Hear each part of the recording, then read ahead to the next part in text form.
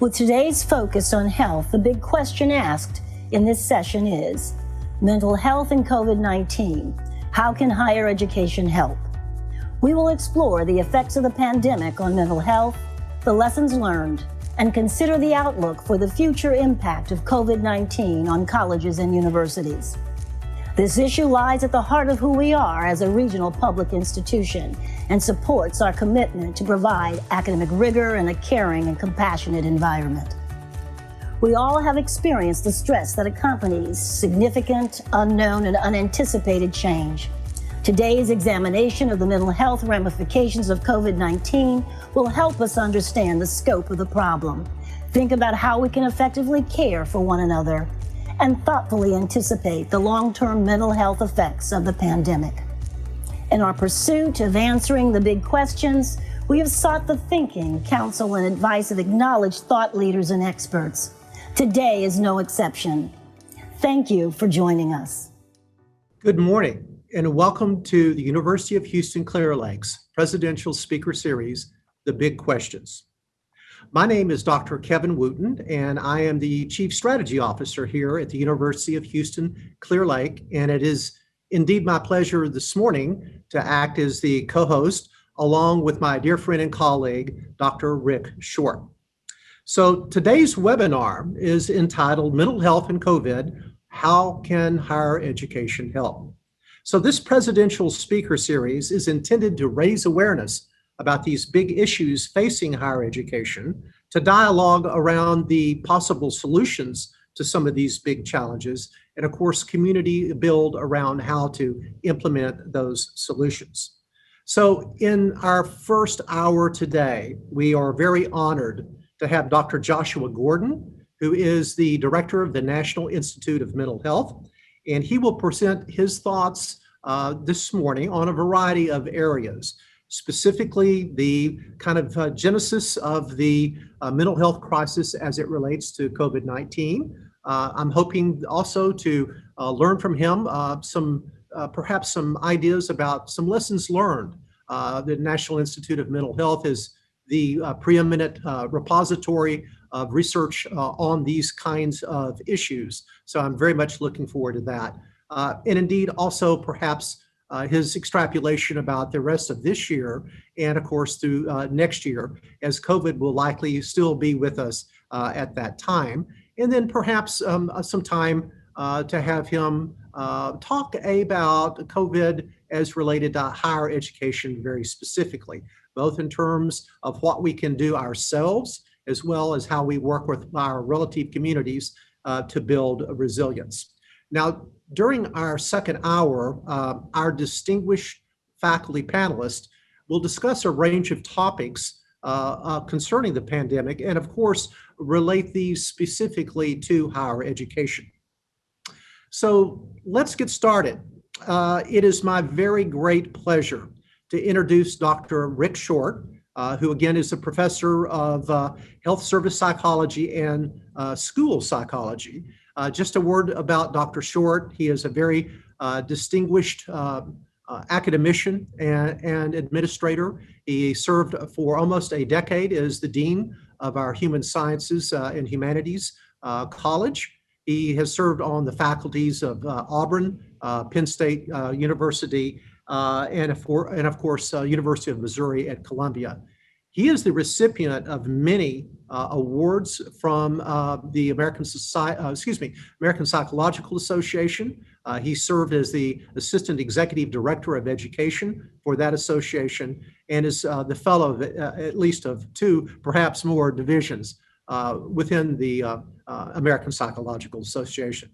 So I would now like to invite Dr. Short to have the honor of introducing our distinguished guest today. So Dr. Short, I'm going to turn the baton over to you, and I can't wait to hear all of our thoughts and comments. Dr. Short. Thank you, Dr. Wooten. Dr. Joshua Gordon is a psychiatrist and neuroscientist who received his MD and PhD from the University of California, San Francisco, and completed his psychiatry residency and research fellowship at Columbia University.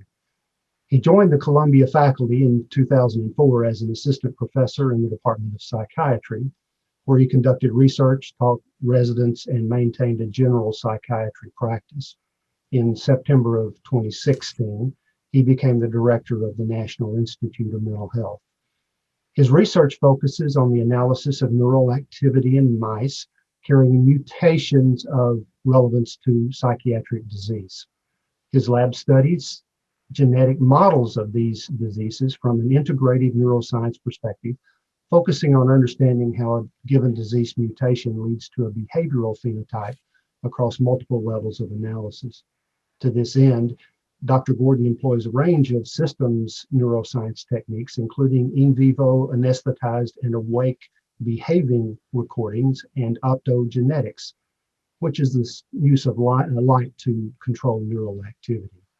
His work has direct relevance to schizophrenia, anxiety disorders, and depression.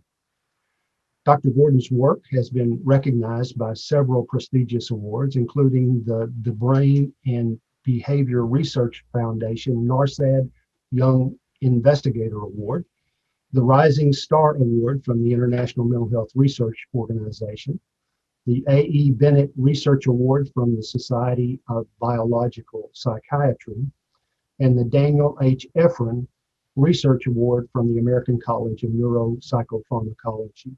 Dr. Gordon, we welcome you to UHCL, and we are honored to have you here. Well, thank you very much. I appreciate that generous introduction. I appreciate the invitation. And I'm sorry I can't be with you in the great state of Texas in person. I'm speaking to you from a vacation rental here in Connecticut, where my wife and I have gotten away from our home in New York for a few days just for something different. But like you all, I'm sure I've been dealing with the pandemic by working from home, and it's a pleasure to join you today. Is it the intention that I should share my own slides, or is someone going to be sharing them for me? Please feel free to share your own slides. I'll go ahead and do that then. I just have to make sure to let me know that you're seeing them properly, but it looks like they're visible. Yes, sir. Excellent. Okay. So I really appreciate the introduction and appreciate the opportunity to come here to talk to you about the mental health impacts of COVID-19 with a particular emphasis on relevance for higher education. And I really applaud the University of Houston Clear Lake for addressing this really important issue for your students, for your faculty, for the community at large, and as you pointed out, for their families as well. I'm going to begin by a brief introduction to NIH and NIMH, the National Institute of Mental Health, and what we've done to respond on our part to COVID-19. Then I'll talk to you about the general impact of COVID-19 on mental health in the United States and actually around the world. And then focus in on what we know so far about the impact on higher education, with really on mental health. I won't presume to tell you what you already know firsthand in terms of the impact on the educational process. And then I'll talk to you about research and recommendations to improve mental health and higher education in general, with a focus on COVID-19. So what is NIH and NIMH all about, and what has been our response to COVID-19? So the National Institutes of Health, as you probably know, comprises 27 institutes and centers, each focused on a different area of biomedical research. The National Institute of Mental Health, or NIMH, is the lead federal agency for research on mental illnesses, and indeed the largest such organization worldwide. Our budget, which comprises something close to $2 billion, supports more than 3,000 research grants and contracts at universities and other institutions across the country and around the world. And we also conduct intramural research. That is, we have our own mental health research program located on the main campus of NIH in Bethesda, Maryland. We envision collectively a world in which mental illnesses are prevented and cured, and our mission to reach that vision is to transform the understanding and treatment of mental illnesses through basic and clinical research, paving the way for prevention, recovery, and cure. So while I appreciate Professor Short's really complimentary introduction, which detailed many of the basic science stuff that I've been involved in personally from a research perspective as a psychiatrist and now as an administrator, we really take seriously that vision and that mission. Of course, over the past year, we've been confronted with a challenge to achieving that mission, and that challenge is partially illustrated here with some data from the CDC on the COVID-19 pandemic. This data, I'm sure, is familiar to all of you. Over 30 million cases, over 550,000 people in the United States died from COVID. What's not illustrated on the map here, but which I'm going to talk to you about for the next few minutes, is the greater impact on the population at large that you all have been experiencing personally. So I don't really need to tell you about it from a personal perspective, but it's good to look at the data and try to understand that what the data tells us. How did we achieve this data?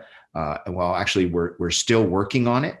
The National Institutes of Health collectively put together a strategic plan for COVID-19 research, which is a framework for understanding the impact of the pandemic and developing various approaches to combat that pandemic.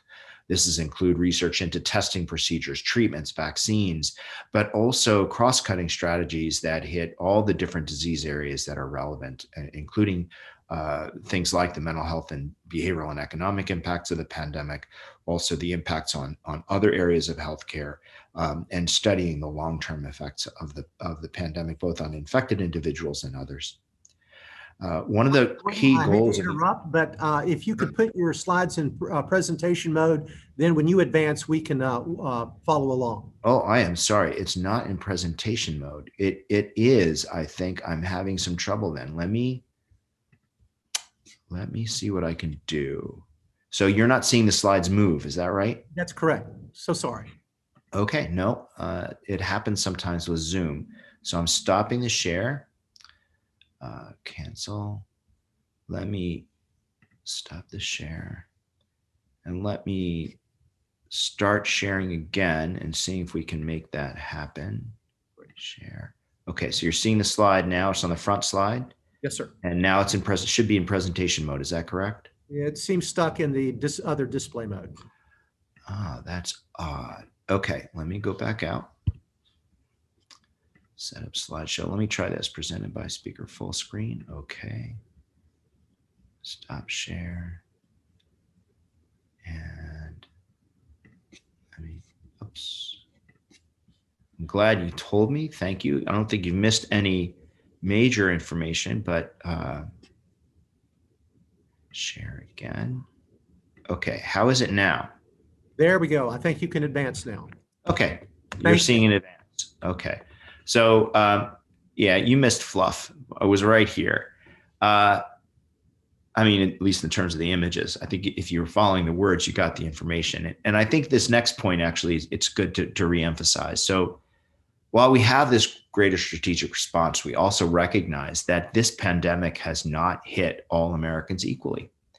And in fact, underserved populations, minority populations, rural populations, these are the communities that have been hardest hit by the pandemic and also are generally underserved medically.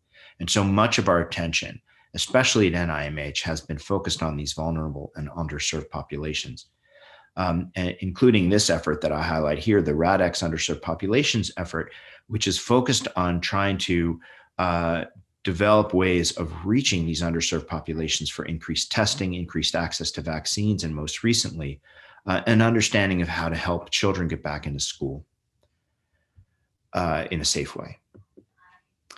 Another NIH-wide effort besides RADx UP that's also focused on underserved populations is a collective of 21 of the institutes and centers led by NIMH and 2 other institutes that's focused on the social, behavioral, and economic impacts of the pandemic. We've collectively funded over 52 grants to most of them longitudinal studies to examine the long-term impacts of COVID-19 on communities. And this includes especially health disparity populations, racial and ethnic minorities, rural residents, older adults, frontline workers, and children. This work is being carried out as we speak, and I'm going to show you some of the early returns from that research throughout the talk. And the research focus areas include serious mental illness, other mental health outcomes, alcohol, substance use, chronic health conditions, and other long-term impacts from the pandemic. Now, the NIH has not only been engaged in research around COVID, we've also been around messaging what we already know that can help reduce the impact. And I'll talk to you a lot about that today as well, because it'll be helpful as you plan your individual responses as a university. We've put out information on how to help children and adolescents cope with COVID-19, how individuals, families, and communities can cope, and other kinds of strategies that that we've learned about through previous research in traumas and disasters. That is, we're not going into the COVID-19 pandemic unprepared, completely unprepared. It's true we've never faced COVID-19 before, but we've faced epidemics and pandemics before. We've faced hurricanes and tornadoes. We've faced lots of different kinds of stressful and traumatic situations. And from that, NIMH research has shown helpful ways of coping that I'll detail to you today. So let's start with that. Let's start when we consider the impact of COVID-19 on mental health. What we predicted last March going into the pandemic from our information from previous disasters and mass traumas. What we can say is that most individuals who are exposed to traumas and disasters have significant symptoms in the wake of those disasters, but those symptoms generally improve with time. Unfortunately, though, a significant minority of these individuals who have symptoms such as depression, anxiety, or other stress reactions, increased substance use, etc., a significant minority of these individuals will have long-term or chronic experiences with mental illness as a result. And social inequalities and health disparities both predict and exacerbate vulnerability in marginalized populations. This image from the aftermath of Hurricane Katrina illustrates some of these features in terms of people who are most exposed are the vulnerable, and they're going to be at the greatest risk. People can be roughly categorized as having different time courses of responses in symptoms to trauma. This graph shows a chart of what we call PTSD symptom severity. These are symptoms of increased anxiety and worry, increased in nightmares and other kinds of re-experiencing. I'm just going to change my pointer to a laser pointer. It's a little easier to see.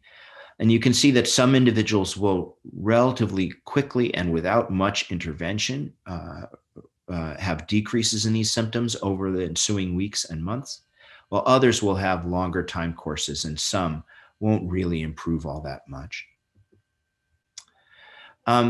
What are the risk factors for poor outcomes, either more severe reactions or more chronic reactions? They include the nature and severity of exposure. Those who've been exposed to the traumatic experiences most directly are most at risk. Individual differences such as history of trauma or mental illness, ongoing stressors, including financial strain, substance use, gender, and race. And then finally, a key environmental factor that's particularly relevant to the COVID pandemic, those individuals with fewer social supports are also at higher risk. And I'll point out that there's no single variable that determines risk in the context of trauma. It's the combination of multiple variables that increase one's risk of severe or chronic outcomes. What can we do to help?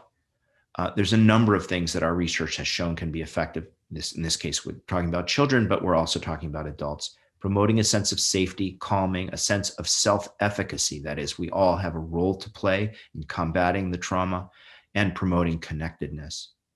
These can be challenging in the context of COVID, especially that connectedness piece.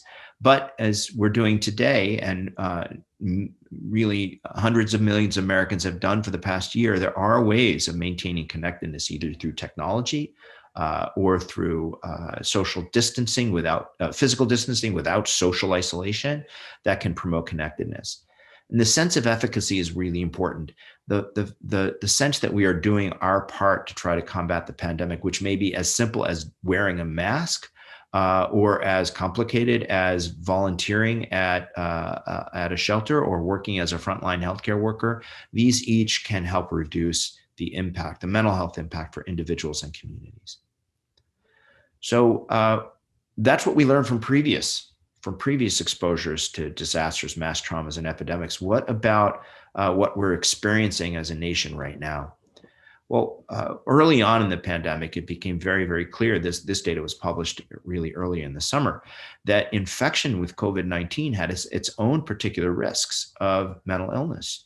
We found out that in the aftermath of a hospitalization for COVID, approximately 6% of individuals will have a new onset psychiatric disorder in that aftermath. And that compares to hospitalizations for influenza from previous years, which is much lower, more like 2%. So COVID itself can have direct mental health impacts. But besides the impacts of the infection itself, the mitigation measures, economic effects of the COVID pandemic have had considerable impacts on US adults. This data from June of 2020 showed that something like half or more of Americans will experience one or more symptoms relevant for mental disorders, whether it be anxiety, depression, substance use, or stress. And indeed, one of the most startling statistics from this survey in June was that for young adults, college-age individuals, the rate with which people were reporting suicidal ideation in the previous 2 weeks were astoundingly high, as much as 20% of individuals from that age range were reporting suicidal ideation, serious suicidal ideation in the previous 2 weeks. Here is one more manifestation of that, showing that it's not just mild symptoms that have increased, but also moderately severe and severe symptoms of, in this case, depression that have increased in the context of the pandemic. And there have been some adverse outcomes as a result. This is a graph showing the rate of deaths due to opioid overdoses from 2018, 2019, and 2020. And what you see is a substantial increase in this case, the data is from Cook County, Illinois, in overdose deaths in the context of the shutdown imposed in the early days of the pandemic in Illinois. Thankfully, those severe outcomes are not universally seen. For example, deaths by suicide in the United States have been fairly steady as we move from 2019 into the first half of 2020, during even the worst part of the pandemic early on. And indeed, other data suggest that suicide rates have not generally increased in the United States in the context of the pandemic throughout all of 2020. But there is clear evidence of increased demand for mental health services. Although the number of emergency room visits related to mental health declined in the early parts of the pandemic, they rapidly returned to their previous baseline. And in fact, the proportion of all emergency room visits that are for mental health reasons, this is for children, the same data look for adults, have substantially increased in the context of the pandemic. So in children and in adults, we're seeing greater demand for mental health services. One of the ways to deliver mental health services in the context of the pandemic is through telehealth. Obviously, in-person health visits have been reduced, especially in the early days of the pandemic. And we found some good news here. That is, especially in insured situations, we see a drop-off in in-person visits here in gray, both for whites and for minorities, but an increase in both phone and video telehealth visits. That was also true in minority groups. This is a study of individuals enrolled in healthcare management organizations throughout mostly the Pacific Northwest and Midwest, but the data look pretty similar in other situations as well. So we're seeing increased demand for mental health services in emergency room visits. We're seeing a switch from in-person to telehealth visits. And so far, we think that is doing a decent job at responding to the pandemic. Now, one of the concerning parts of the pandemic, as I mentioned before, is its unequal effects. It's hit all kinds of vulnerable communities most challengingly. And one question is whether telehealth can reach those communities. This is data from federally qualified health centers. These are health centers that see exclusively individuals from lower socioeconomic groups, mostly patients without other alternatives for healthcare, without insurance, and even without Medicaid. And these FQHCs, you can see a drop off again in in-person visits, both for primary care and for behavioral health, but an increase in either no change or in the case of behavioral health, an actual increase in the total visits, because we see an increase in audio and video remote visits. One concerning factor here is that in this population of low socioeconomic status individuals, you see a relatively less adoption of video visits and a greater of audio only. And although we don't know the relative efficacy of these different kinds of visits, this compared to the earlier graph where you see equal numbers of video and telephone visits suggests that there might be differential effects on our ability to deliver care because of lower access to high-speed internet and or devices that are capable of using the video capabilities for remote healthcare delivery. So in summary, we have, not in summary, but this data also doesn't just reveal the quantity of the impacts, but also the quality, and the same risk factors for adverse mental health outcomes in the context of previous events are seen again in the context of COVID. That is, risk factors include direct fear for one's own health, direct exposure to morbidity and mortality, pre-existing mental illnesses, social and economic vulnerability, and disruption of healthcare. That said, again, the same protective factors can be helpful, promoting resilience, including developing a hope for the future, a sense of control, and most importantly, meeting immediate needs. We have to respond to the healthcare needs, the economic needs, the food security needs, the housing security needs of individuals. These are excellent ways to reduce mental health impacts. And then finally, practicing healthy coping habits. So let's turn to vulnerable populations. How do we shore up individuals at the greatest risk for mental health? One problem going in is that even before the pandemic, we already had disparities in mental health care access. For example, in African-American young adults with serious mental illness, less than half of them received the treatment they need. And that's true for middle-aged African-Americans as well, where only about half of them got the treatment they need. And these numbers are lower for African-Americans than for white Americans. So we have an access problem before the pandemic. We also have an increased impact of the pandemic on individuals with mental illnesses that is affected by race. So here you can see that for a variety of mental illnesses, most notably schizophrenia and depression, there's a dramatically increased risk of contracting COVID-19 if you suffer from one of these illnesses.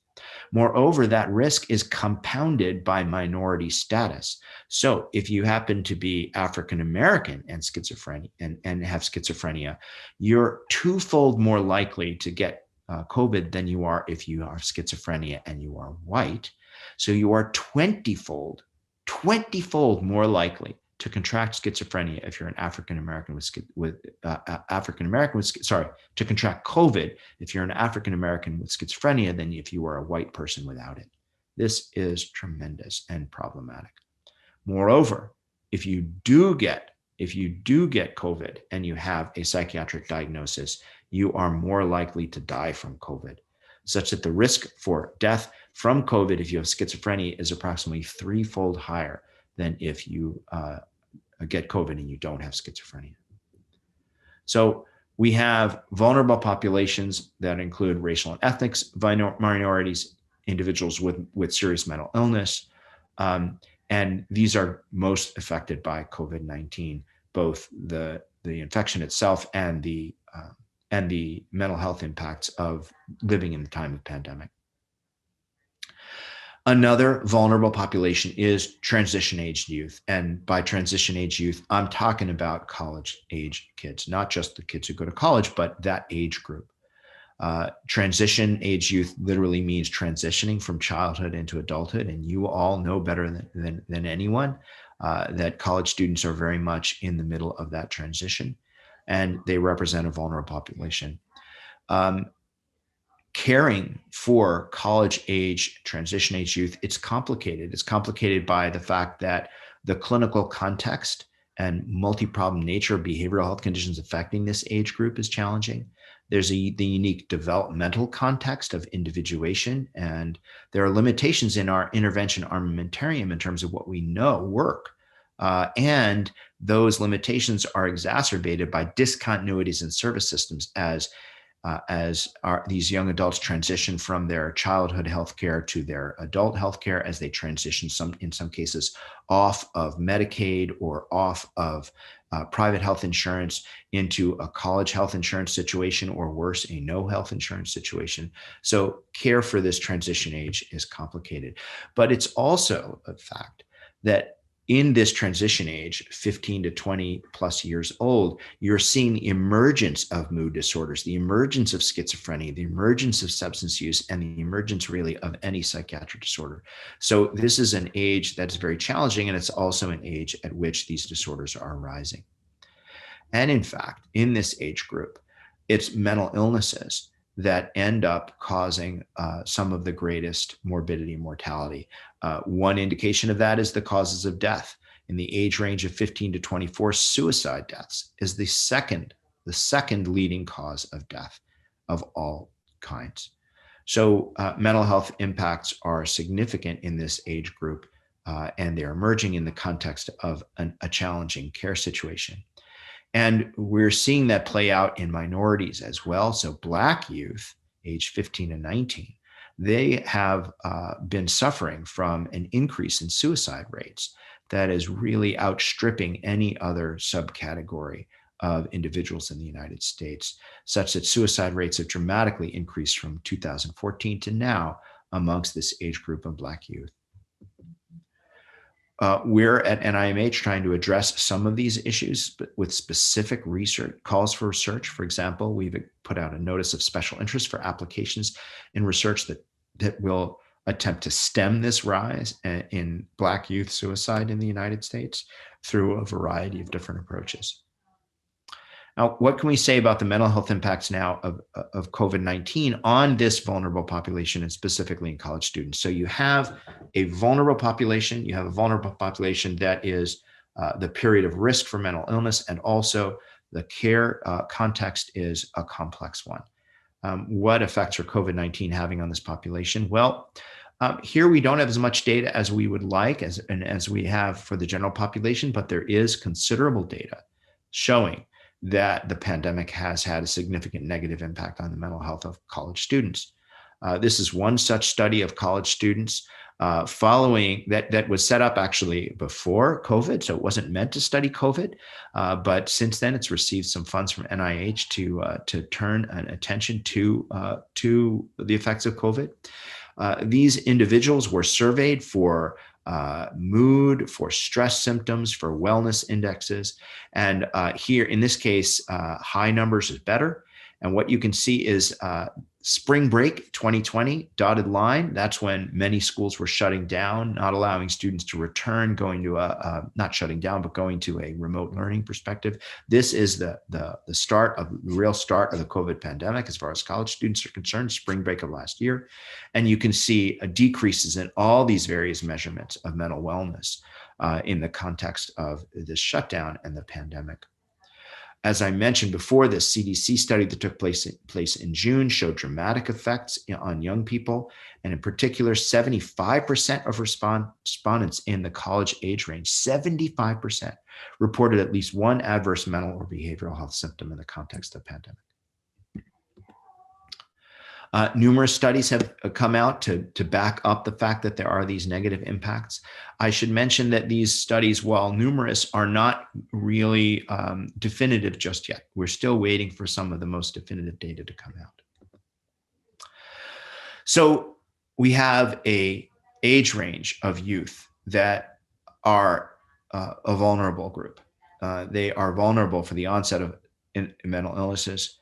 It's occurring in a context of care that is challenging, and it is now, in the past year, occurring in the context of considerable mental health impacts of COVID-19, both on the general population and, to the extent that we know, specifically in college-age kids and kids in college in general. What research and recommendations do we have that institutions of higher learning and others can do to improve mental health? Well, we have a number of research programs that have asked questions about how to intervene in college-age youth, and some of them have provided some answers that we can use. These are examples of research grants that we have funded over the past decade or so to try to understand how best to deliver healthcare to individuals in colleges. This include harnessing mobile technology to reduce mental health disorders in college populations, implementing prevention programs with college peer educators. I know that's really one of the mainstays of mental health care delivery on college campuses. Adapting treatment specifically for college students who have suicidal ideation, a number of clinical trials in that area. Eating disorders prevention, and didn't show that on the graph, but college age is also a time where eating disorders can become exacerbated and or can start. An effectiveness trial for at-risk college students, and various pathways of providing additional health care for college students. As a result of this research, there was a National Academies consensus study report on mental health, substance use, and well-being in higher education. And I encourage you to go to the National Academy site if you're interested and pick up this report if you haven't already, though I suspect that many of you engaged in mental health care in the college situation will have heard it. So for all of you, I just want to go over some of the main take-home points from this report. First and foremost, one of the best things that we can do is create a culture of well-being on campus.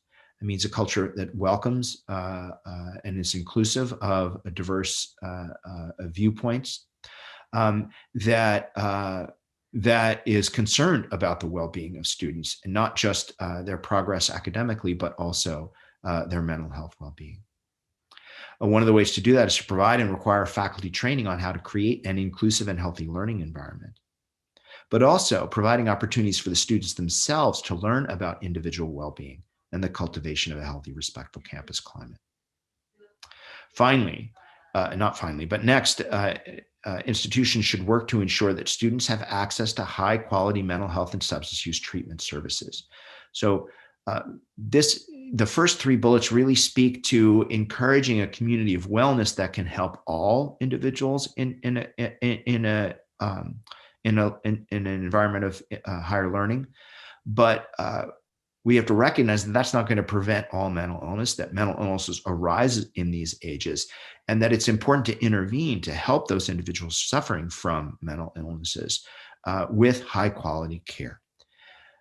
And that is sometimes on many campuses easily available, sometimes not. The other aspect of ensuring access to high quality care is making sure that students feel comfortable taking advantage of it.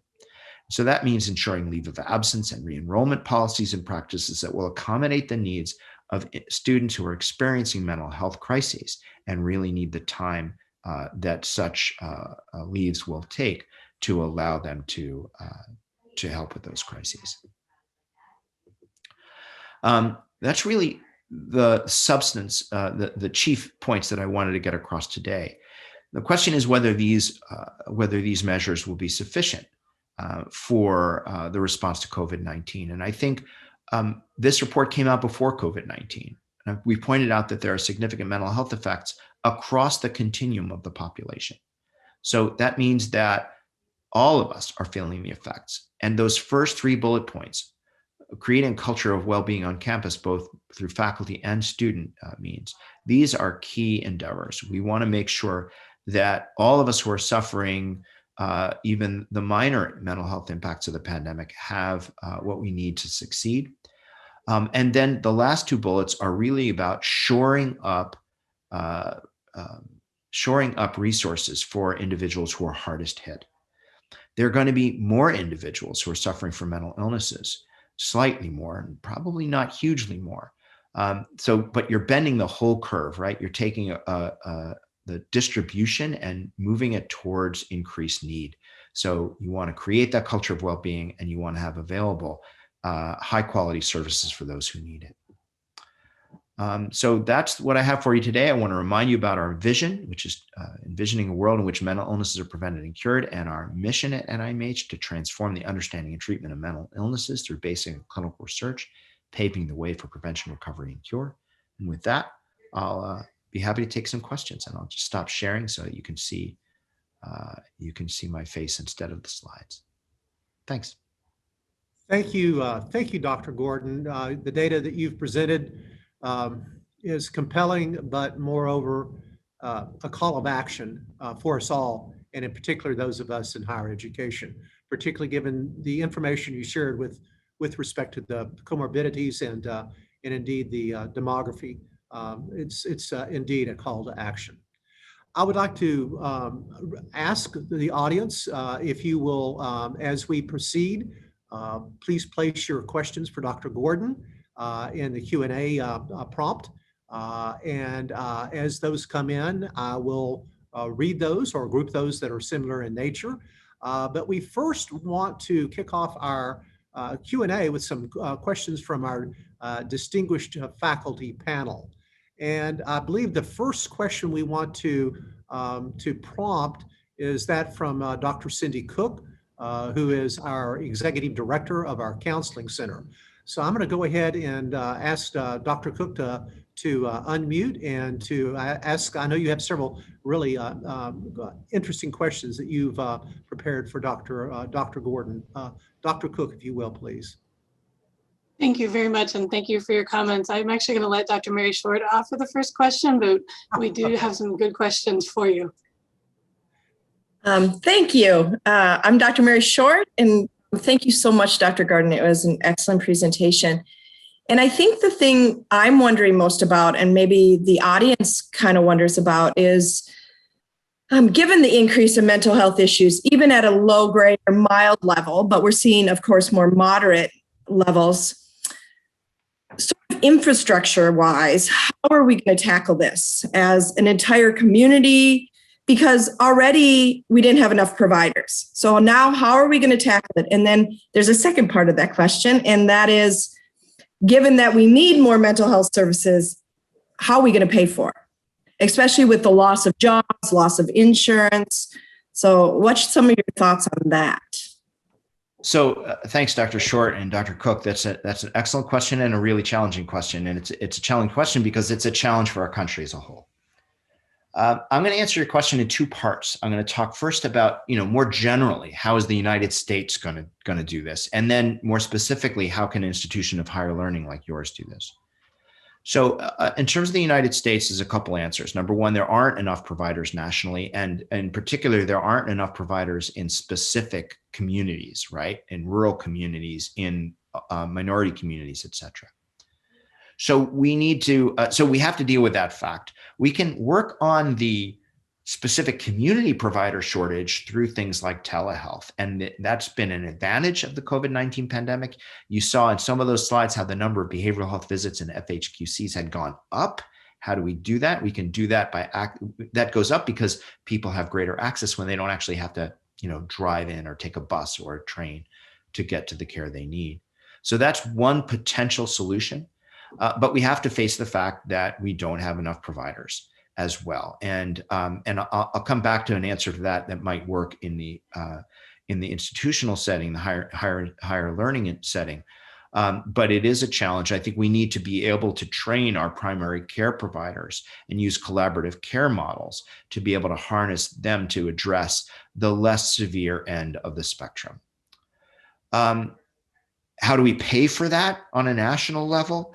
The good news is actually Congress has devoted hundreds of millions, actually billions of dollars to mental health care in the latest rescue package. That money went to the Substance Abuse and Mental Health Services Administration, which distributes the bulk of that money directly to states to pay for community-based mental health care.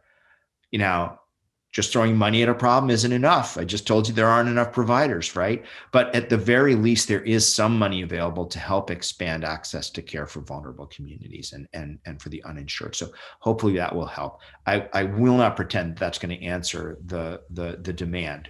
We don't know. And we are seeing that increased demand, but I think those are some steps in the right direction. From a research perspective, we know that community-based solutions work. We know that telehealth works. So from what NIMH has to offer, we can say that these approaches can work. There's another approach that also can work. There's a little bit less research on it. We're really working hard to try to fill in the gaps. And I showed you one example of that, and it's directly relevant for higher institutions of higher education: peer support and peer care. For the lower end of the severity spectrum, we believe, and there's some research to support, that can be very effective. Many institutions of higher learning already have a peer support system, but and I imagine that it's already taxed, right? But one piece of good news in this setting is that the increased attention to mental health needs in the context of COVID have also created a response where individuals are volunteering more. I can't tell you the number of friends of mine who've learned about the increased demand for crisis text line services and said, you know what? I'm a compassionate person. I can spend an hour or two a week. I'm going to take the training and I'm going to volunteer as a crisis text counselor. And these are people who are not professional friends. These are just people, in my community who have decided that they have something to give in the context of the COVID-19 pandemic. So appealing to that volunteerism spirit may help increased availability of peer support. And we are really interested in trying to demonstrate whether or not that can be effective for this, for this specific use in college. We have some evidence to suggest it can be, and that's one possible solution. So again, Dr. Short, I appreciate the question. I don't have all the answers, but those are some ways that we can meet the needs. Great. Thank you. Let's take one more faculty question. So I'll return back to Dr. Cook, if that's okay, and then we'll move to a few questions from our audience. Dr. Cook. All right, thank you. In your research that you presented, it showed, especially in the college age population, a pretty significant suicidal ideation. But then the rates of suicide weren't increasing at that point in time, but that was early on in the pandemic. Have you seen more recent research, or what do you think the COVID impact will be on suicide rates over, say, the next 5 years? And what might be the implications for higher education and in dealing with suicidal students? Dr. Cook, I'm so glad you asked about the next 5 years, and because I think right away you set the frame, and I think it was set in the those of you who were watching the video before. The mental health effects of this pandemic are going to be felt for a long time, and we don't know how severe they're going to be. We don't know whether it's going to affect suicide, but I'm glad you said 5 years, because I think that's a good frame of mind to think about. And also, getting back to Dr. Short's question, it does suggest that if we have the ability to expand access, even if we can't do it right away, that's a good thing to focus on doing. All right, so let me get back to the suicide, and specifically, we do have data through preliminary data, CDC data, through the end of the year 2020 already. And that data does not show an increase in suicides nationally. But data coming out of some individual states shows a rather disturbing trend of decreased rates of suicide in white individuals and increases in the rates of suicides in Black individuals. There isn't as much data on other minorities, but there is a small signal of increased rates of suicide in Hispanic populations, which already have actually very low suicide rates. What we don't know about is Native Americans. Native Americans are at very high risk of suicide, and we don't have good data yet from substantial enough Native American populations. So what that means is that what can we expect over the next 5 years? Especially as the economic effects of this pandemic linger, we can expect differential effects on rates of suicide and other evidence of severe mental health outcomes in different communities that have either recovered more quickly or more fully from the pandemic, like white communities where more individuals were able to weather the storm, and rural communities, lower socioeconomic communities, communities that are not bouncing back as quickly. Black, Hispanic communities, Native American communities, we may end up seeing an increase in the rates of suicide and in other severe mental health outcomes. I say may because we don't really know that. One of the encouraging things about this pandemic has been the notion that people have been reaching out to crisis text line in record numbers. They have been calling SAMHSA's distress hotline in record numbers. I showed you the data from emergency rooms. Visits are up as a proportion of total visits. So it may be that so far anyway, that has helped somewhat keep the overall impact down. But that would be, to think that that's going to continue as the mental health effects continue, I think that would be too optimistic a point of view, and I think we need to be prepared for increased need for a long time. Thank you. Thank you. Thank you. Let's take one or two questions from the audience, and I will read those questions. Let me start with this first question, which I found a compelling question as well from your presentation. And it reads, why is there a higher mortality rate with COVID on a schizophrenic population? Do you have any assumptions or data to help explain that phenomenon? It's a great question. I'm glad you asked, because there are a couple of slides I had on that I had to cut out for interest of time. So one reason why individuals with schizophrenia have a higher mortality rate could be that they have higher comorbidities. So individuals with schizophrenia are, for lots of complex reasons having to do with access to care, quality of care that they receive, and the medications they take, have higher rates of diabetes, obesity, asthma, COPD. They have higher rates of smoking, all of which are risk factors for death from COVID. However, the data that I showed were somewhat adjusted for those comorbidities. So there is an independent, unexplained risk of death from COVID if you have schizophrenia. And I don't have a good answer for that. I have some hypotheses. Number one, individuals with schizophrenia are less likely to receive good care when they seek it and less likely to seek care. So maybe they're getting the hospital later. Maybe they're treated, in a substandard way once they get there, or they are more likely to go to a hospital that is overburdened because, they're in a under-resourced community. Individuals with schizophrenia are much more likely to be homeless, and homelessness might make it more difficult to get early to care, and might also mean that they're in worse physical shape, having nothing to do with these other comorbidities, but just less well nourished, et cetera, going into care. So there's lots of different reasons why they might be having more adverse outcomes, some of which we know and some of which we don't. Thank you. One more question, and this one is somewhat related to Dr. Short's question early on, leading this section off. And the question really involves, how do you see higher education being able to take care of the mental health wellness of students, as higher education in general has been receiving less funding over the last decade or so, and we think that trend may occur in the future. So how can we make best use of our resources to really make a difference? I think that's really a great question, which I don't have a good answer to. What we see in higher education today is right that the well-resourced institutions are able to devote the resources they need to be able to survive times like this pandemic, whereas the lower resource higher institutions of higher learning are having a harder time keeping up. And now we're going to be asking them to spend more dollars on wellness.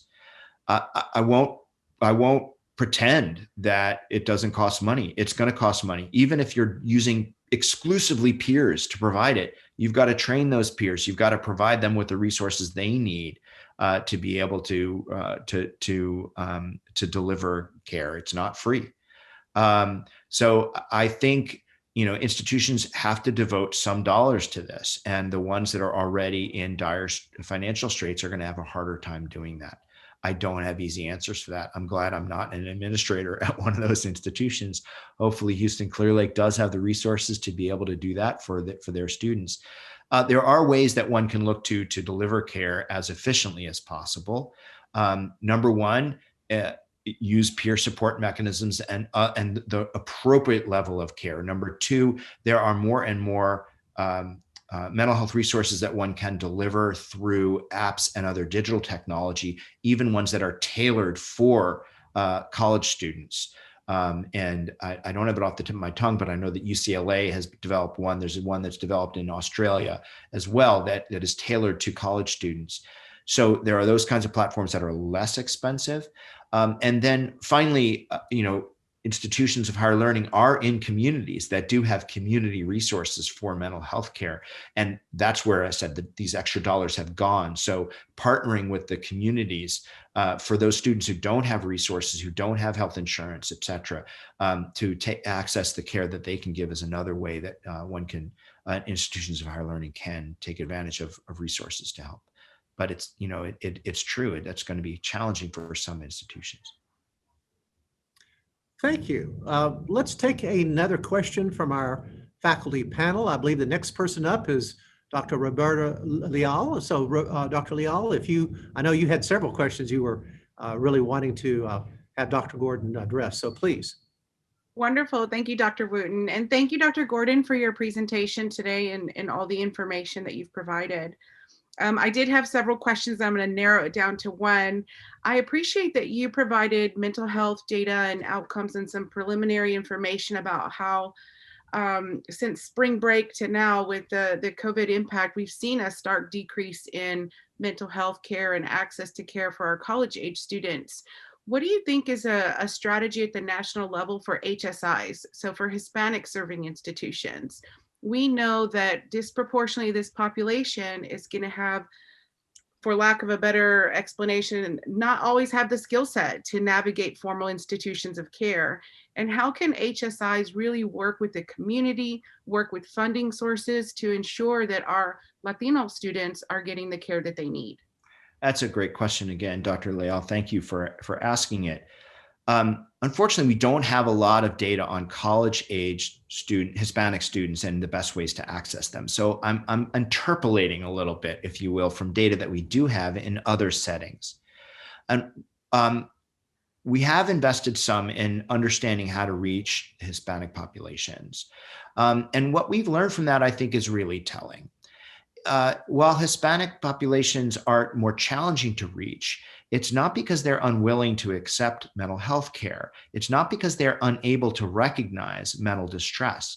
It's because they tend to accept that mental health care better when it's delivered in ways that are easier for them to access and more acceptable for them to access. Just one quick example. Studies that we've done in some Southern California school systems have shown that Hispanic kids are more likely to access care, more likely to attend mental health visits, more likely to complete a full series of care, and more likely to do better clinically if that care is delivered in the schools themselves, as opposed to in community-based clinics or in other healthcare settings. Does that have a lesson for Hispanic students enrolled in college? Yeah, maybe these are the students you want to be able to reach out to and provide care for in the residential settings, or in the residence dorms if it's a residential college, or on campus, in times that's convenient to them around their classes.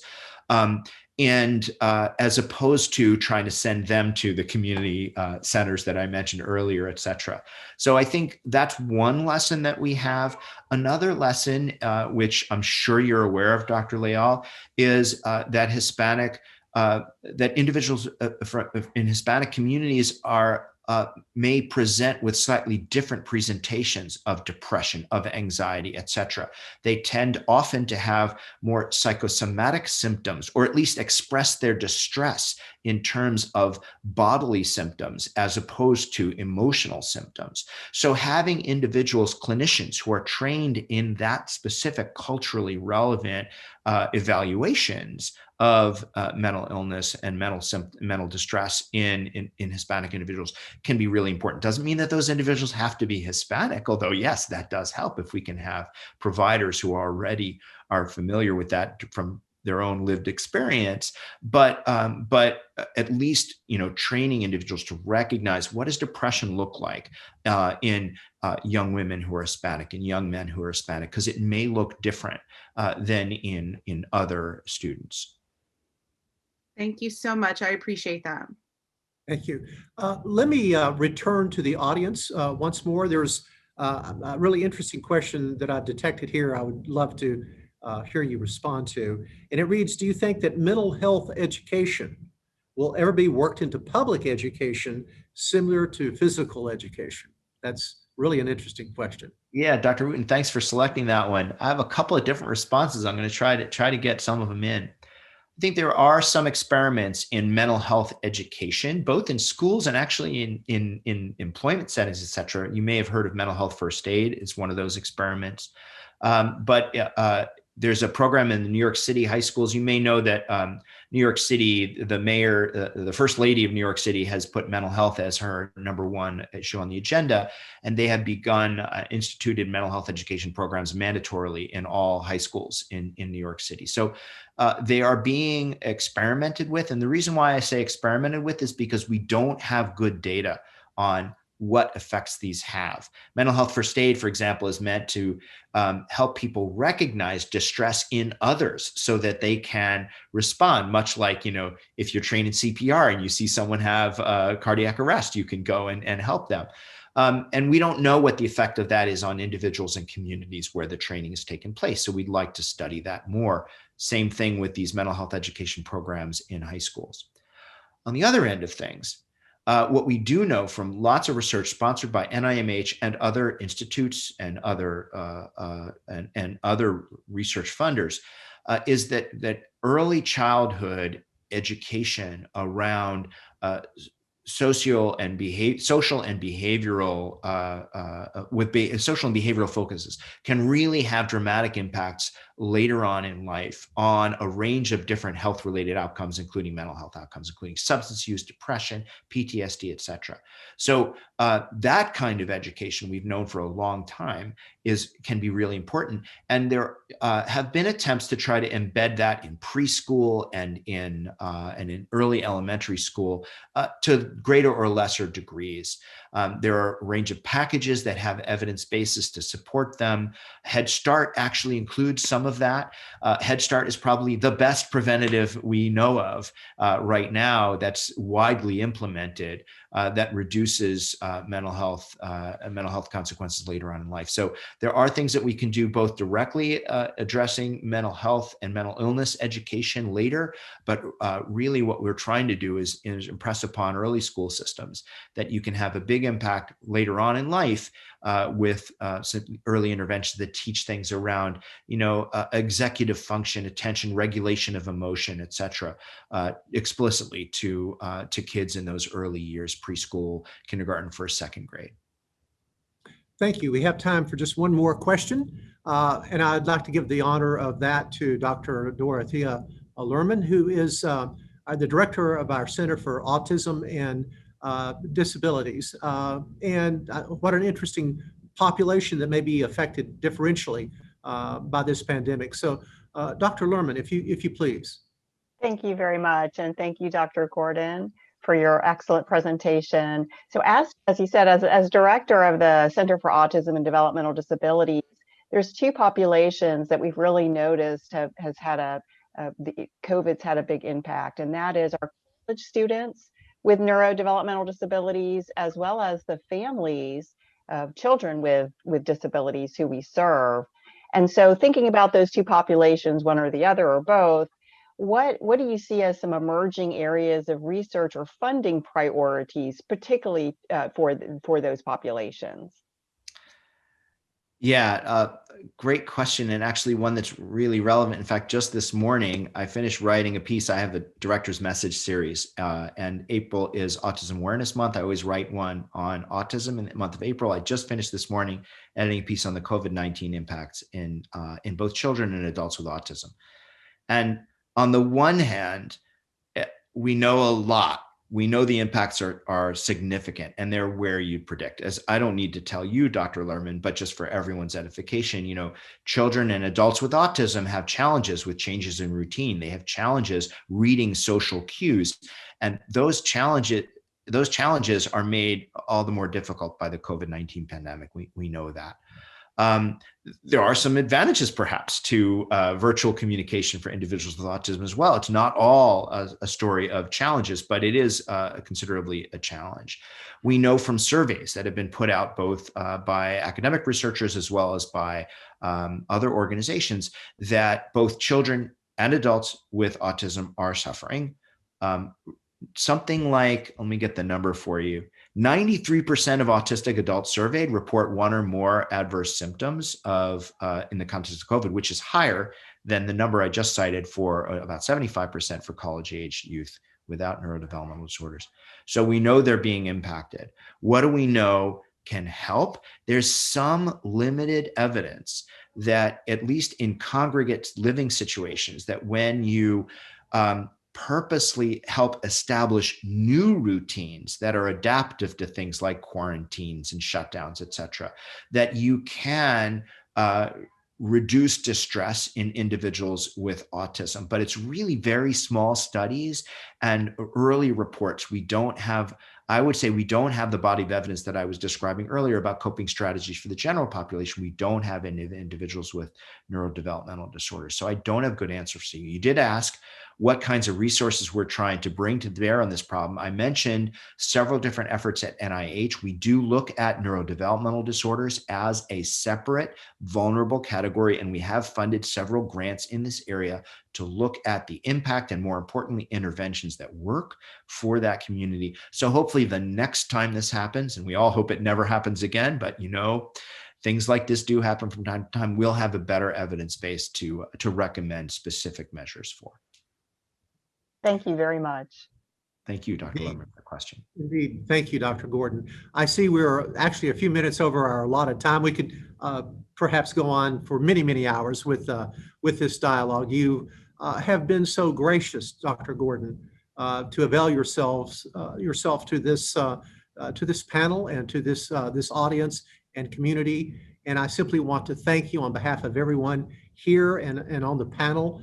I want to thank you for your leadership nationally to address these issues as well as mental health generally. And I would like to invite you perhaps in the future to rejoin us again as we work through these big challenges. So please know how much we appreciate your leadership and your commitment to making our community more resilient. We thank you so much. Well, I'll just repay those thanks. Thanks for having me. And thank you also just for having this, right? Even if you were doing nothing else, which I know you're not, I know you're doing a lot to help support your students and your community, the fact that you have created this particular event around the President's Speaker Series devoted to mental health and COVID and caring for your community in this way is really wonderful. And thank you very much for including me in it. Great. Thank you so much. Bye-bye now. Bye-bye. Well, that was incredibly stimulating. It is now time for us to segue to the second hour, which will have a focus on our distinguished faculty panel. So what we will do is we will start with a number of kind of a round robin of specific observations made upon Dr. Gordon's presentation. And then we will dive very directly into the various different disciplinary approaches, perhaps some solutions to some of the many challenges that Dr. Gordon was able to articulate so very well. So I think it would be a good time for me to turn the program over just momentarily to Dr. Short, who I would like to ask to introduce more formally our distinguished faculty panel. So Dr. Short, if you will, please. Dr. Short, if you would be kind enough to unmute, please. Thank you. I always forget that.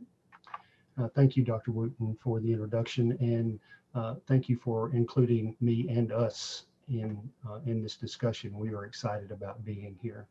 Let me give you some ideas about the expertise and the skills of our panel. Cindy Cook is the Executive Director for Counseling Services at UHCL. She received her PhD in Counseling Psychology from Southern Illinois University at Carbondale and is a licensed psychologist. She's been on staff in the center since 1999 and director since 2014. She's had experience working in private practice, other counseling centers, military settings, and community mental health centers. Dr. Cook is currently the president of the International Accreditation of Counseling Services, which is the accrediting body for university and college counseling centers. So welcome, Dr. Cook. Dr. Roberta Leal is an assistant professor of social work and director of field education at the University of Houston, Clear Lake. She received her doctorate in social work from the University of Houston and has worked in a variety of community-based and research settings, including large NGOs, local education agencies, a Tier 1 university, and Hispanic serving institutions. Her varied positions and roles represent over 20 years of experience as a school social worker, crisis interventionist, program development director, and curriculum developer for the National Hispanic and Latino Mental Health Technology Transfer Center. Of note is she recently was recognized as Latina Social Work of the Year in Houston. Dorothea Lerman is currently a professor of behavior analysis at the University of Houston, Clear Lake, where she chairs the master's program in behavior analysis and serves as the director of the UHCL Center for Autism and Developmental Disabilities, which I will insert here is the best in Texas. It's a phenomenal operation. She received her doctoral degree in psychology from the University of Florida in 1995, specializing in behavior analysis. She's a fellow of the Association for Behavior Analysis International, a licensed behavior analyst, and a board-certified behavior analyst. Mary Short is a professor of clinical psychology at the University of Houston Clear Lake.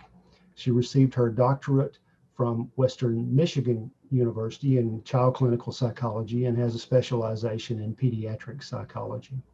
She's chair of the Department of Clinical Health and Applied Sciences, as well as the director of the Professional Psychology Doctoral Program at UHCL in Combined Clinical and School Psychology. Her clinical specialty areas include behavioral parent training interventions for child disruptive disorders and child behavior therapy treatment of child and adolescent anxiety and mood disorders. So I'm hoping that you can see that our panel brings to us a great deal of expertise, both in their credentialing as well as their experience.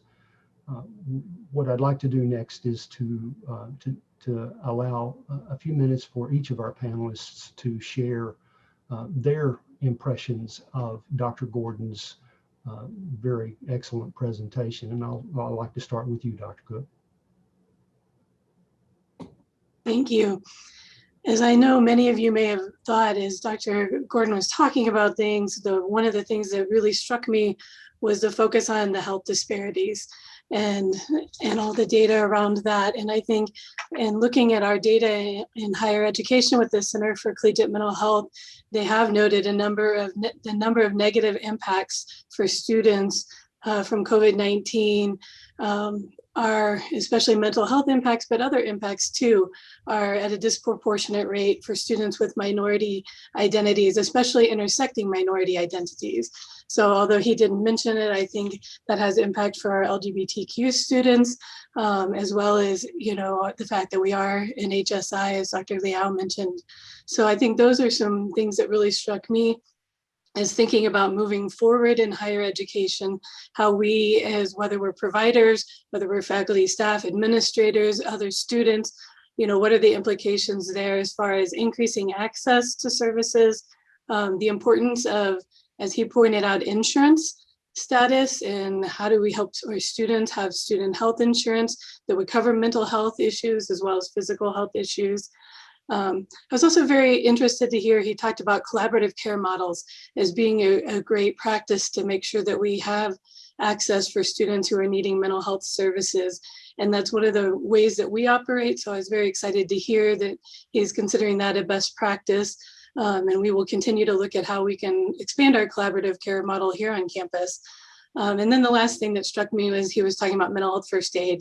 And I think anyone who's associated with our campus is hopefully aware that we do have a grant from SAMHSA to offer mental health first aid trainings to faculty, staff, students, and the community around that we serve in the area. And we are in our final year of that, but it doesn't, you know, really speak to the importance of sustaining those efforts and those abilities, both in the youth community and the adult trainings for those. So that's going to give us some things to think about as we move forward too. Thank you. Dr. Leal. Thank you. Thank you, Dr. Cook, for your thoughts and your feedback. I had some similar thoughts, and I just wanted to share with the audience. I really appreciated that Dr. Gordon shared a little bit about the economic impact and the disproportionate economic impact on racial and ethnic groups within our country.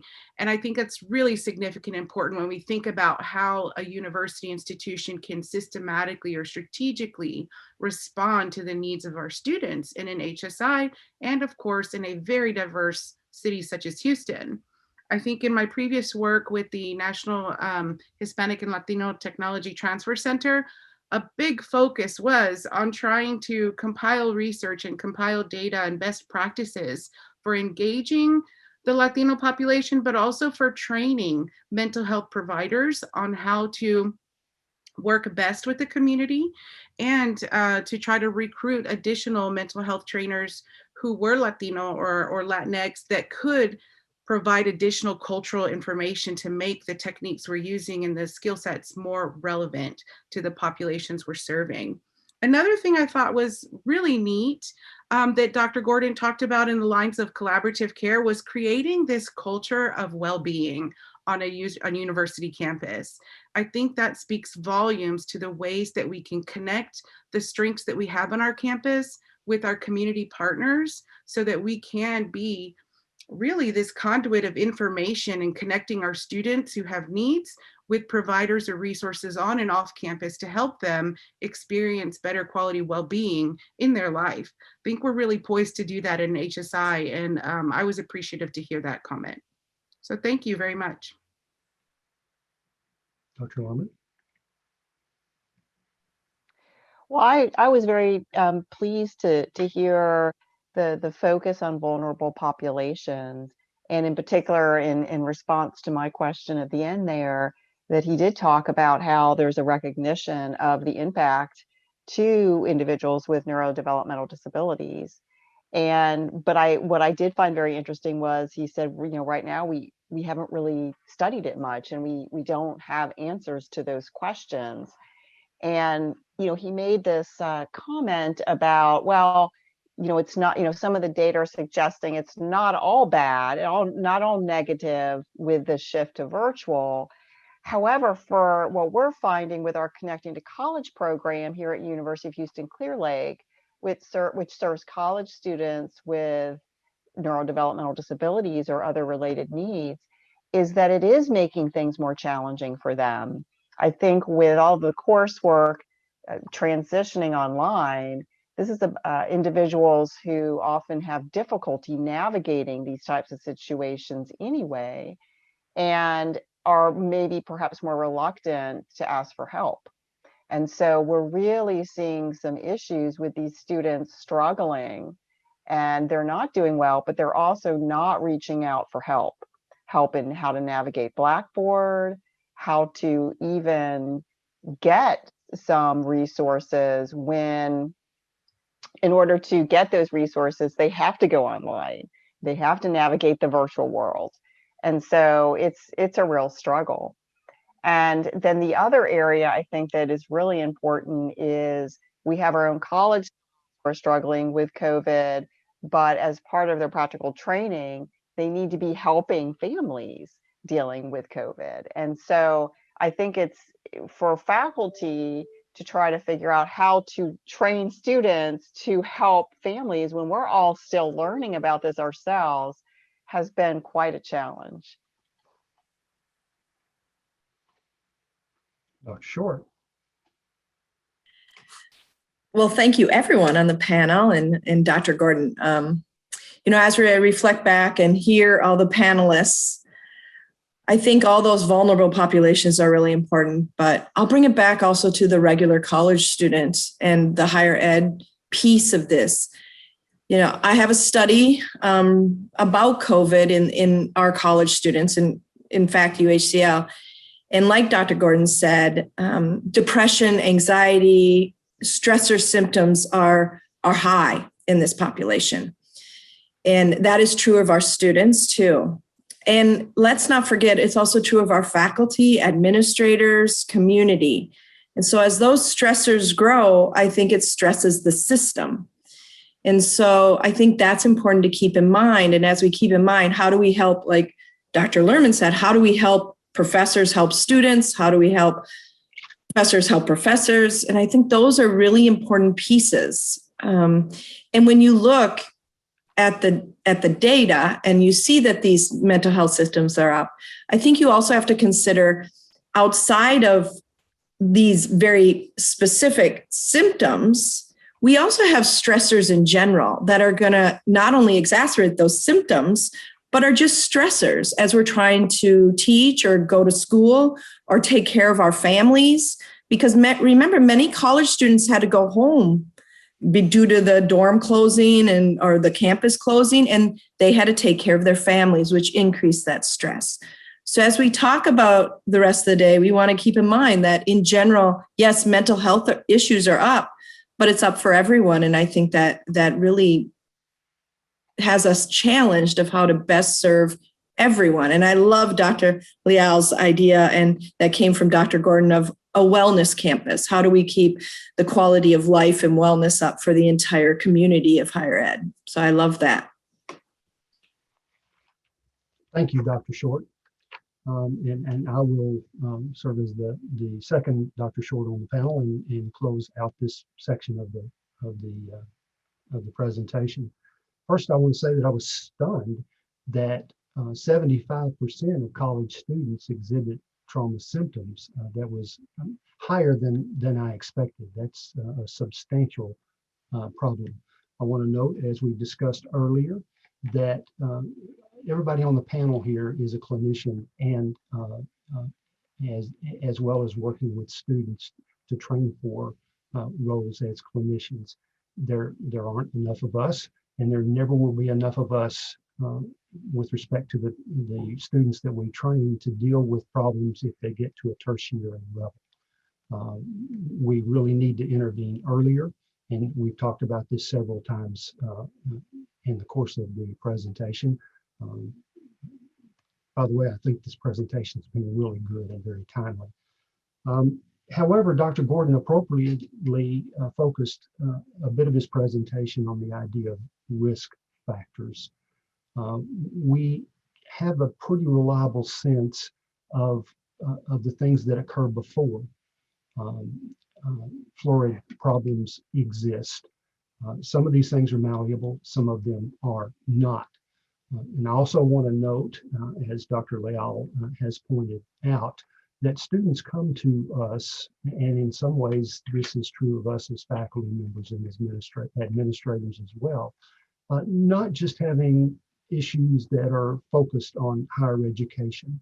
They come to us often suffering from grief because they've lost loved ones, or their family members are actively experiencing COVID or hospitalized right now.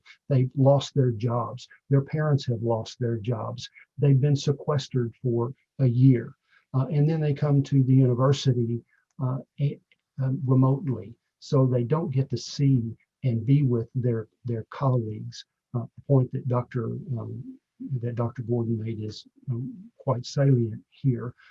All of these things mitigate any kind of sense of connectedness, of belongingness, and being familiar with the public health prevention research, I know that that's a cardinal factor in mental health and full participation in society. We've lost a sense of connectedness. Now, going back to the ideas of the risk factors, if that's a significant risk factor of experience of trauma, that's something that we can do, perhaps not at the clinical level, perhaps at the organizational level or the cultural level, that would allow us to have a significant effect, I believe, on the trauma that our students and our faculty and our staff are experiencing. But what that's going to mean is that it's likely that we will have to work at a pretty high level, a pretty broad level, to change the way we do things at the university. Now, I want to point out that the services of clinicians always are going to be needed. Again, I say they never will be sufficient.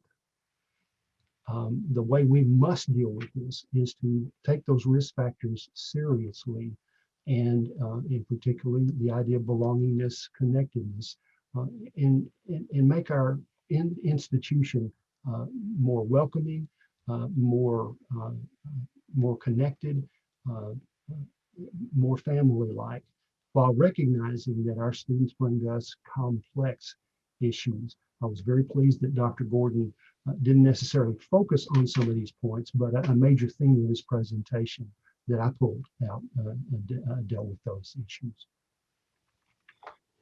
Dr. Short, as we progress further, if you could be kind enough to turn up your volume just a little bit, I think that would allow people to more readily hear your observations. So that was a tremendous summary and reflection upon higher education. And I know, Dr. Short, you've worked with this panel to address specific things that relate to each of their disciplines and tie again that back to higher education. And as we are listening in, I want to again encourage our audience to populate the question and answer board for questions specific to this panel's discussion. So thank you, Dr. Short. All right, I'm going to introduce the next section of the panel. And then while my colleagues are talking, I am going to try to turn up my volume. I'll figure this out. As we have indicated, all of us on the panel are credentialed mental health and behavioral health service providers, now with additional experience in COVID-related mental health issues in higher education. The first topic that I would like to for the panel to address relates to their impressions or perspectives on this. What are the panel's perspectives on actual mental health and behavioral health issues that we've seen in our university and in the community through the lens of our respective roles and expertise? And again, I'd like to begin with Dr. Cook. Thank you. As we start off this section, I just wanted to share some data that we have seen so far.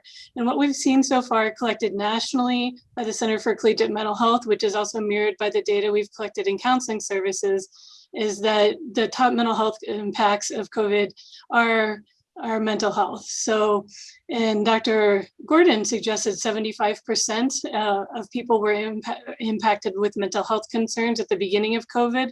And those numbers, as it's continued and we've collected numbers through the fall and part of the spring semester, those numbers haven't decreased very much. 65% of the students seeking services in our counseling center say that they've experienced mental health impacts. And I think the other thing is that's just students seeking our services. So in a survey that went out to all UHCL students at the end of last fall, that asked about the impact of COVID on mental health, 84 to 91% of our students at UHCL experienced some sort of increased stress, increased anxiety, and increased isolation. And that was one of the risk factors that was discussed earlier, being social isolation. And, and then again, there was some high percentage that had experienced sadness. And so one of the things that we know from the CCMH data and our data too, is it's not just the depression, the anxiety, the social isolation, but also things like family distress. As somebody mentioned, that people are home with their families or spending more time around family. So that's been higher. Attention problems, sleep, trauma, eating concerns, all of those areas have had an impact. So whether or not they're seeking services, we know that our students here on our campus and nationally are still feeling the impacts of mental health. So that's kind of from our college counseling point of view. What are the rest of you seeing? I'll speak a little bit to that, Dr. Cook. In our study, we surveyed the campus plus community outside the campus. And one of the points I want to drive home is in the general population, mental health issues can be at, somewhere around the 20%. So we're seeing an increase in symptoms. But the point I really want to drive home for Dr. Cook too, on what she said was, it's not just symptoms anymore. In our study, we found that they're actually meeting diagnostic levels, which is a different sort of level of feeling the impact, right? Sometimes we just feel sad, or we're having trouble eating, or we're having trouble sleeping. So it's impacting us. But these are diagnostic levels, and that's much higher than we've been seeing in a non-pandemic time. So that's some of my thoughts on that. I'll go. I would love to kind of expand a little bit on what Dr. Short was talking about. And when we think about our student population being very diverse within itself, and then also the connection to the classroom or field internships, we're all in the business of training the next mental health provider, whether it's social work, clinical psychology, school social work, or school psychology. And so it's really important that we keep that lens on what can we do to help connect our students to appropriate resources while they're also out in the field trying to provide services. And if they're meeting these diagnostic criteria and levels where they need intervention or need care, then how do we kind of beef up our response? How do we prepare? And then taking one step further, how do we prepare going into next year's cohort of trainees that we're going to have? What are some strategies we can do? What are some ideas that we can implement or integrate into the work that we're doing on campus so that our students feel connected, feel supported, and then are actually gaining access to the mental health care that they need. I know in social work in our program, preemptively, my colleague Dr. Cannonberg and I thought about what trainings can we implement past fall for our students. And some of those included trauma-focused care, grief and bereavement from Bo's place out in the community, really looking to how do we equip them to start working in the field when they're also going to be doubly impacted as providers themselves or providers in training. And so we've already started trying to brainstorm new ideas for moving forward to next year as well. So I spoke a little earlier about working with families who have a family member with a special need. But something that I have also noticed is among our faculty, those who have children and have had to balance their work here with taking care of their children, maybe providing homeschooling and that kind of thing. That has been a real challenge for our faculty. And so I think there needs to be some acknowledgement of that and some support for faculty who are having to do that.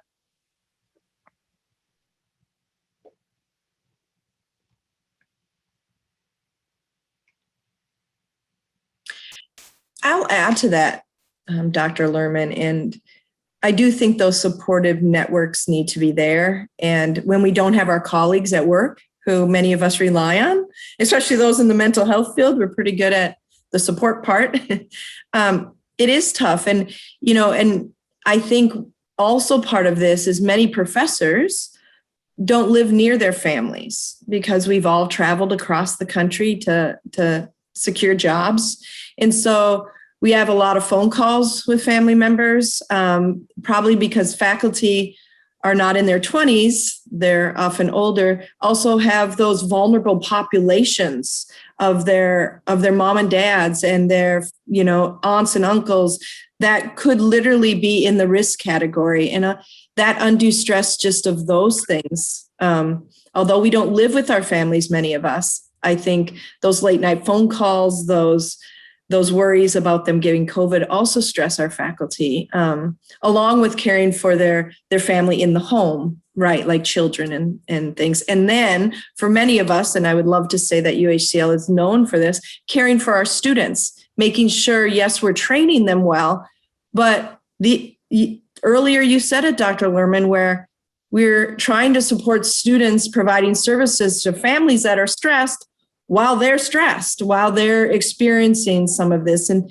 that is a level of care that we're not used to. And we have to get used to that while caring for our own families. I'd extend that to students as well. Dr. Short, your point is an excellent one. We serve here at UHCL, as you all know, a relatively non-traditional student population. And that's changed a little bit, but over the years, but not too much. So what we have in our student body is that they're very similar in many ways to our faculty. They have children themselves. Most of them have jobs as well. And of course, they exist in families that are suffering through these events right along with us. So I certainly understand as an administrator how stressed our faculty is and how well they've handled it, but nonetheless, the events that they've faced. But I think that probably almost all of our students are facing the same kinds of events. We've worked as hard as we can, perhaps harder than we can in some cases, to accommodate and to find ways to address those issues. Well, and I left out staff here because our staff, who are so valuable, are in the same boat. We're all in the same boat. As I said earlier, this is in some ways a mental health crisis that affects all of us, and it's something we haven't seen in generations, and it's just starting. I appreciate those comments, Dr. Short. It reminds me of a situation I experienced last semester when the pandemic was first unfolding. And I felt as a faculty member, like I have a skill set. I know how to support our students in a non-pandemic year. And to then throw this in, I felt myself seeking for additional support and resources and trying to learn. At the same time, my students were trying to learn how to navigate the complexities of the situation we're in. One of the things I was not prepared for as a faculty member was the disproportionate impact for economics on our students. I think I understood that different groups, different marginalized populations would experience job loss differently. What I wasn't prepared for was the disproportionate impact of the economic stimulus from the national level. I felt like, okay, there's going to be economic relief coming to all of our families in the United States, and this is going to breathe a good collective breath of relief, right, for our students who are struggling to make ends meet while trying to also turn in their homework. What I wasn't prepared for as a Latina faculty member was the overwhelming number of phone calls I received from students in our program and not in our program whose immigration status impacted whether or not their entire household received a stimulus payment or not. And that added additional stressors. And so I was able to notice that certain groups in my classes were having even more stress while others were feeling relief. And so I had to really adjust my my class to that. And so they're clear lessons learned and things that we can take in preparation for next time. Thank you, Dr. Leal. Very interesting and cogent point. It's time now for us to switch to another perspective, perhaps another related topic. We've spent the last 15 minutes or so talking about how we've seen COVID affecting our university, and indeed that could be generalized to higher education in general, all within the context of Dr. Gordon's presentation. I'd like to spend the next few minutes now asking for your ideas about how do we make this better? How do we intervene at the university level in higher education to address these issues? What bold kinds of initiatives might we consider? And I'd like to suggest or ask about the possibility of something that Dr. Cook's doing in terms of the mental health first aid initiative. Is that something that could be expanded? Is that something that could go university-wide? Yes, I'll take that. I think as kind of one of the people with Dr. R.J. Davis and the College of Ed, the two of us have kind of the leaders on that grant, and we would like to take it more university-wide. I think it got kind of stopped because of COVID, because those courses had to be taught in person, and now there's blended options where they can be done virtually.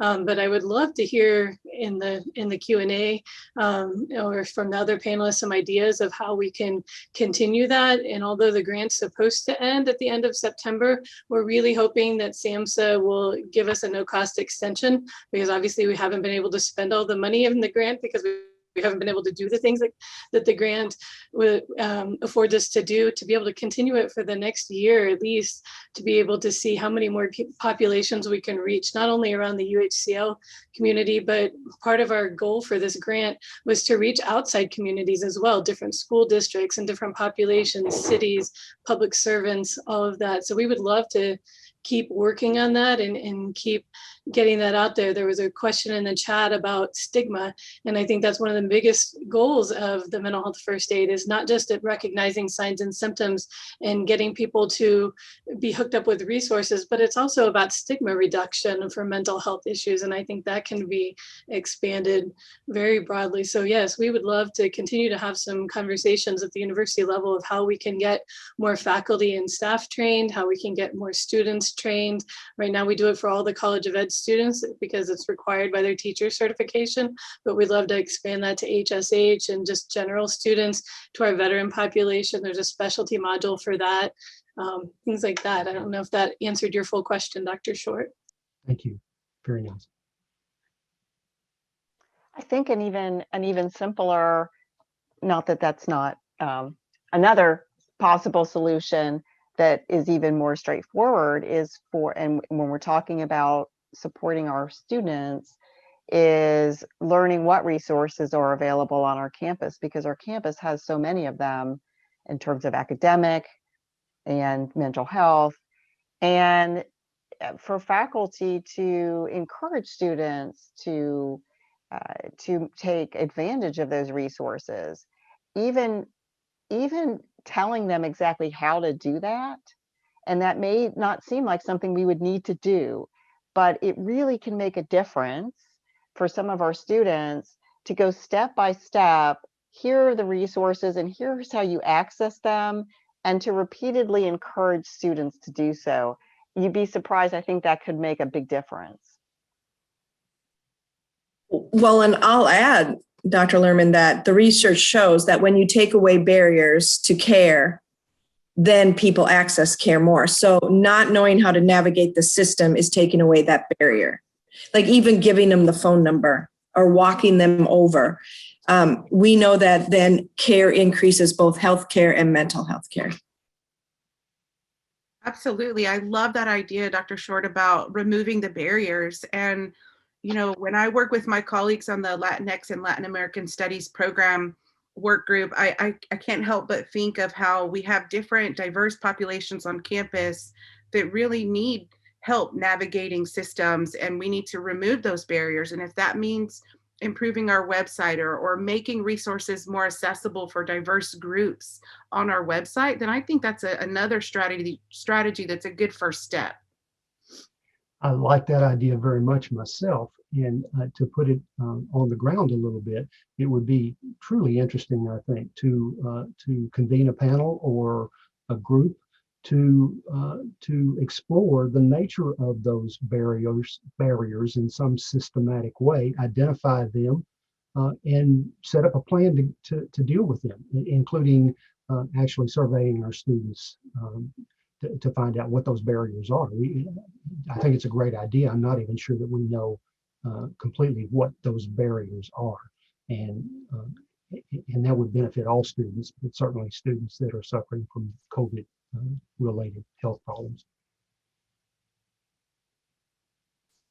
I think one of the other things that Dr. Gordon brought up is the use of peer support and peer programs. And I'm wondering if, as we're looking at what are the barriers and what are the different types of services we could have, if that's going to be a relevant conversation too, as students who are in a position to help other students. I don't know if you all have any thoughts about that.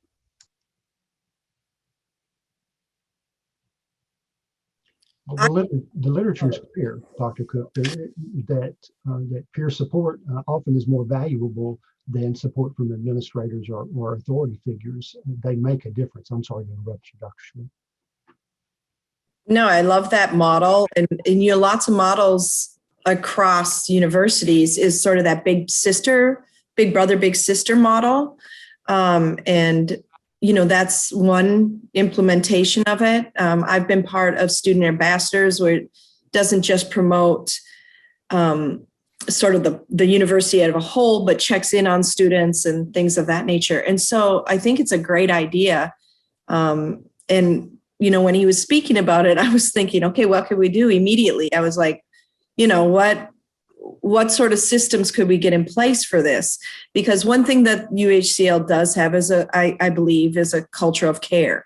And I think we role model that for our students. So I think our students would be fabulous at this, would be fabulous sort of care providers, just if it's supportive care or big brother, big sister care. Yeah, I love that idea.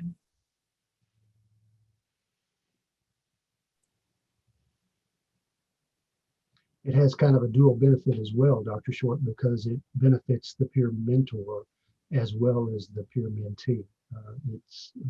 It's an excellent experience for the organization, but for pretty much everybody involved on the ground. We have just a few more minutes before we need to synthesize and take some questions. This has been a phenomenally lively discussion, lots of good ideas with respect to how to go forward. So as we want to close this section of the program, down for this morning or this afternoon. I'm wondering, Dr. Short or any panel members, what are some synthesis points that we can take away? What are those big takeaways that we understood from Dr. Gordon and have talked about today? What are 2 or 3 things that that we really can conclude are the most important, and perhaps things that are acts as a call for action from us all? Any thoughts? I'd like to share a quick thought. It became very evident to me hearing Dr. Gordon speak that the complexity of the situation brings multiple layers and multiple facets to mental health and trauma, and the overlapping concepts and structures that are in place that put barriers in our way, our students' way, our community members' way to accessing care. And I think it would be extremely important as we move forward as an institution to really think about how do we intentionally diversify and include the stakeholders at the table. How can we build on the strengths that already exist within our institution as a student-centered place of learning and build upon that? I feel really motivated to take action in that way. And I felt that really watching and listening to Dr. Gordon's report helped me add a few more layers to ways that I think that we could move forward as an institution. Such an excellent point. Dr. Short, Dr. Dr. Cook, Dr. Lerman, any other synthesis ideas here? We have such a large number of considerations to consider and to operationalize. I'm just wondering what stands out most from what we've learned today as related to your discipline or, again, going forward. Well, I was struck a bit at a thematic level about his emphasis, although he didn't use this phrase, on the need for a continuum of care. We certainly need tertiary care providers that will deal with acute or florid mental health problems, but we really need to focus on risk factors and organizational, social kinds of issues at a much broader level, so that we have interventions and assessments, for that matter, that extend across the continuum of care. I like that point very much. The second point is, and I'll be brief here, is although he talked about some resources that might be available for this, I don't know that we qualify for many of those. I would hope that the university would lobby for the possibility of greater resources or the state or whoever does that work, more resources for universities to provide those services in collaboration with the communities in which they sit. Right. And I'll add just one last point to sort of sum it up, that one of his main points is this is not going away tomorrow. Like, we're going to see the impact of this 5 years from now. And I really implore us that if we can get ahead of this now and do some of these sort of systematic changes, we're going to see students come here, because we do have a wellness campus. We have a campus that takes care of your needs, and that we tackle these things because we know when the system works and we address the needs for our constituents, the whole system gets better. And so if we can tackle these things, then I think we can draw students and really help students maintain not only an educational sort of flourishing, but also just their overall well-being and what they get out of a supportive university. Dr. Cook, Dr. Lerman, any synthesis conclusion points from your perspective? I was just very encouraged by the continuing research that NIMH is supporting to study these issues and the strategies, and that, yes, he was drawing a lot. He talked about how, they've drawn on prior, research during other similar situations, but this is unprecedented. I believe this pandemic is unprecedented. And so there's still so much more that we need to learn going forward. Dr. Cook?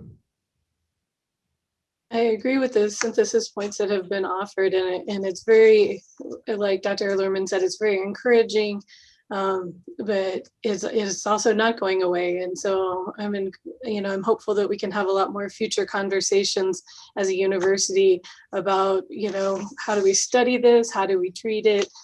How do we meet the needs of our students? Wonderful. I think we need to make time for a few questions that have come in from our audience. Some of them are, I think, really quite excellent questions. And one that struck me as almost a request for information, if you will. And it reads, could U of H Clear Lake provide space for those that need services that really cannot connect in terms of internet or telehealth? And I guess probably this would be most directed to Dr. Cook. Perhaps you could briefly summarize services that we do provide or links to learning more about that. Yeah, I'll answer that briefly. We do have one space within the counseling center that we have. It's what was our mind spa, that is not so much a mind spa for the way that it was before, that we have set up with a computer and the ability for students to come have a private place to do their telehealth session. And additionally, the university has set aside a number of classrooms, which may not be as private, we understand, for counseling sessions, but they are equipped with the Wi-Fi and stuff for students to be able to log into their classes or to engage in telehealth. But that is something I think we could think about going forward too, is we don't have more space in the counseling center, but if there's any other university space that we could work with to have a little bit more private place for students who don't have the privacy at home to conduct their telehealth sessions. Terrific, terrific. Let me move to another question now. I find this one really a very interesting question. We've talked about a culture of caring on our campus, and we heard from Dr. Gordon talk about a culture of wellness.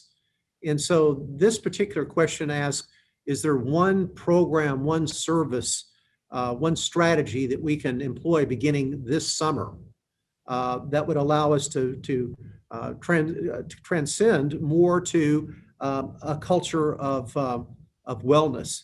We do, I think it's very true, we have a tremendous culture of caring. But is there any one thing that we can do just starting this summer that you would consider a priority?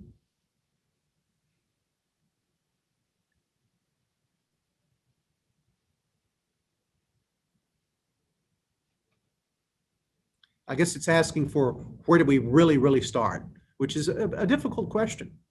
Well, I think there is information out there about how what that should look like, but it would be helpful to maybe all of us to formulate what that would look like for us. I think that it's difficult to formulate goals or even strategies if we haven't clearly articulated what we're looking to achieve. We might be able to get that done before summer, but it's certainly something that we could do early on. We need to know where we're going and what we're about. One of the things I think about, Dr. Wooden, is so I also study vaccines, and whether there's this vaccine is very different than other vaccinations. We have the highest rate of non-vaccinated people and people sort of anti-COVID vaccine. But I would encourage people, if this is their belief that they would be vaccinated, to get vaccinated, to find places to get vaccinated, because that gets us back together. The one thing I've learned is how important it is to not be on Zoom, but to be face-to-face. And that face-to-face will change everything. It changes our support network. It decreases that depression and isolation. And as we move to opening the campus, one of the best things we can do as a community is be vaccinated. And I will also say that with vaccination, because I'll say I have been vaccinated, in that anxiety piece of health anxiety, fear of the virus, fear of my family getting the virus, goes away. And it's the most refreshing lack of anxiety I've had in a long time. And so to just at a basic level, to decrease some of that fear of the virus and to the fear of being with others, it can start with vaccinations, and then we start with, once we get back together, can we start in person asking, how are you doing? What can we do? Can we walk you to Dr. Cook's office? Can I get you hooked up with services in Dorothea's group or Dr. Lerman's group? And so it starts there, and it really does start with the community of caring. It has to start there of just asking, are you okay? Have you taken time to de-stress, to take a little self-preservation? And so we have that, we can continue that. And I think, again, I'll go back to, and I think getting rid of the barriers, whatever those may be. And I think those are easy steps right now before we develop a systematic sort of implementation of anything, because that does take a lot of resources, a lot of planning, and things of that nature. Indeed. I might add one. Oh, go ahead, Dr. Leal. Oh, I'll go, and I'll be brief. I think that's a great first step medically, is to get vaccinated. And I wanted to add a social emotional next step could be allowing yourself as the person and individual to kind of grieve what we've lost in this last year, and in that sense of connectedness, or the ability to be with our family and our friends and our cohorts in the classroom and our faculty. Grieving is going to be part of that next step process as well. And if we create space for us to breathe and grieve and get vaccinated, then we're kind of approaching it systemically. And I want to reinforce Dr. Short's point as well, because that deals with one of the other critical correlates associated with resilience, and that is self-efficacy. Because when I got vaccinated, I felt like I had done something to help not only my situation, but my family's situation and the people that I'm around. So it makes you feel better. You're right. I do have one question here from what I interpret to be a faculty member, and it touches upon things we've talked about literally all morning. And it states, let me read this to you if I may, to get it precise. As I observe students over this past year, I have the impression that their trauma is truly cumulative. And this faculty member seems to articulate that this seems to just be heavier and heavier and heavier as time goes on, to the point of real concern. And I think there's a question here about is that real, and really what to do about it, and when to intervene when that burden becomes so heavy. Any thoughts? Go again. I don't always want to take the whole show, but research shows that cumulative trauma actually causes increase in actually PTSD. So that cumulative trauma is one of the variables that increases the problems associated with stressors and traumas. So my answer to that question is, you recognize that it's another stressor. You try to recognize your need. And the earlier you reach out for help, the better, the less impact those traumas will have. So that would be my answer. Any other observations on that? Thank you, Dr. Short. I think that my observation is just based on, the question was, is that really the case? And that is the case on our campus. And I don't know if a lot of people realize we have a lot of students who have been through trauma. We're one of the highest in the country compared to other centers that participate in this Center for Collegiate Mental Health on having students who have experienced traumas over the course of their lifetime. Our percentage is like 57% of our student body has had some form of trauma. And so, like Dr. Short said, yes, it is a cumulative effect. And we have a lot of students on campus who have experienced trauma. And so, the impacts of COVID, or these impacts of any repeated traumas, we see it after natural disasters also do compound things. And I agree with what Dr. Short's recommendation of that And it's also one of the reasons, our counseling center staff are continuing to receive more and more trauma, professional development on trauma-informed treatment. But it's also part of the reason why we don't have a strict session limit, because it's very difficult to treat trauma in 3 to 5 sessions of brief therapy. And so one of the reasons we do continue to see some of our students a little bit longer than most college campuses do, because that's really important when you're treating people who have been through traumatic events. And so I don't know that there's any other solutions I would offer, but the observation from that faculty member is true. And I think continuing to refer people to services and help them get assistance for that is really key.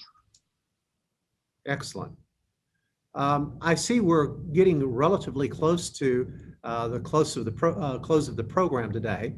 I want to particularly make mention again of our appreciation to Dr. Gordon for his absolutely wonderful presentation, alarming with the data, and again, a call to action amongst us all. So thank you so much, Dr. Gordon. And I would like to particularly take this opportunity to thank the faculty panel. This has been a tremendous conversation, and it has been about our own context. And I sense the context of many universities and colleges across the United States.